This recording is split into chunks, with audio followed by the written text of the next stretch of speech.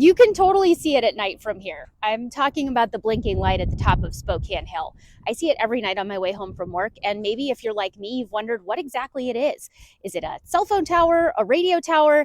The real answer is much more interesting. My guess is anybody who's lived in Helena for any period of time have seen the lights flashing in the hills around Helena. And what they don't know usually is that these are really an important part of aviation history. There are three of these beacons in the Helena area. This one on Spokane Hill, another one in the North Hills, and a third on McDonald Pass. These were part of a network of thousands of beacons across the U.S. that helped planes navigate at night.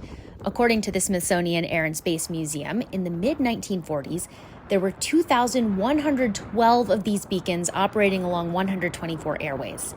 The beacon in the North Hills lit the National Park's airway route from Salt Lake City to Great Falls, and the beacons on Spokane Hill and McDonald Pass lit the North Transcontinental Airway route between New York and Seattle.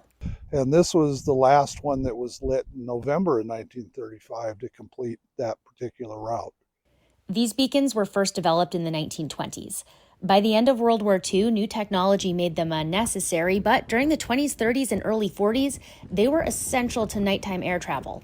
You see a whole lot of stuff in the newspapers about the establishment of beacons on these different airway routes.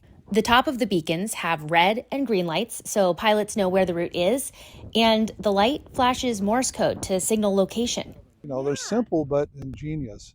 Today, many of the beacons across the country have been taken down, but 16 remain standing in Montana.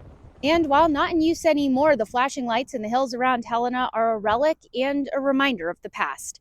In East Helena, Marian Davidson, MTN News.